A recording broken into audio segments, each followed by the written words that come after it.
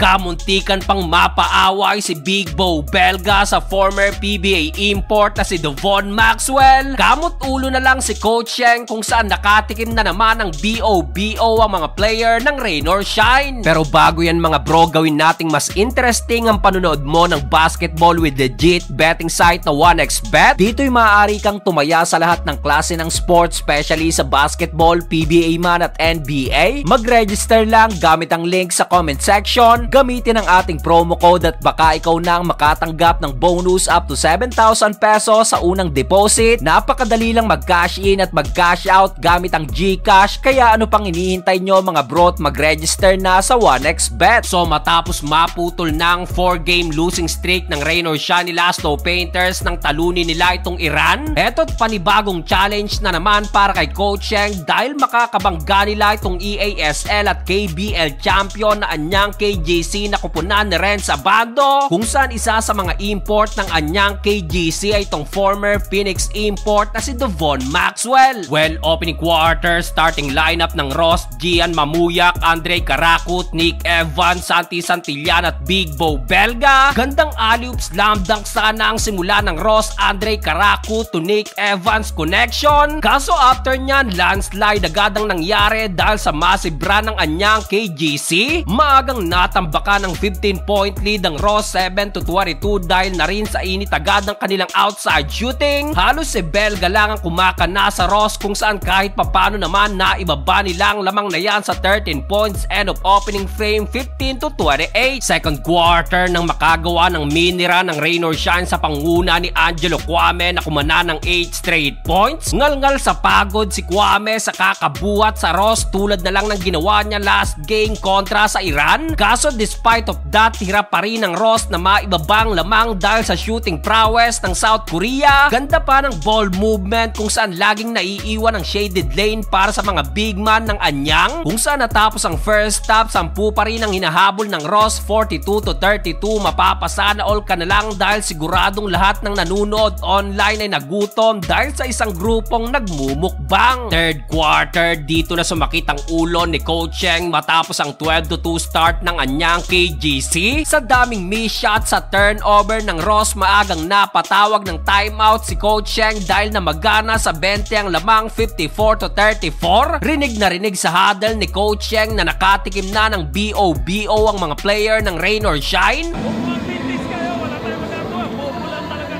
Kaya't down the stretch dahil sa tulong ni Nick Evans at Angelo Kwame, natapos ang third period na baba na lang sa 15 ang lamang 66-51. Fourth and final quarter, nagmistulang showdown ni Devon Maxwell at Angelo Kwame. Lamunang depensa ni Maxwell sa low post habang harap-harapan namang tinirahan si Kwame ni Devon Maxwell. Under 4 minutes mark, bagsak si Maxwell ng simpleng bigyan sa leeg ni Big Bo Belga. Susugurin pa sana ni Maxwell si Belga, butit agad na naawat kung saan nakapukol pa ng 4 na sunod na tres dyan si Andre Karakut. Kaso huli na at bawat basket ng Ross palaging may pansagot ang anyang KGC. Kamot ulo na lang tuloy si Coach Cheng sa kanilang ikalimang talo.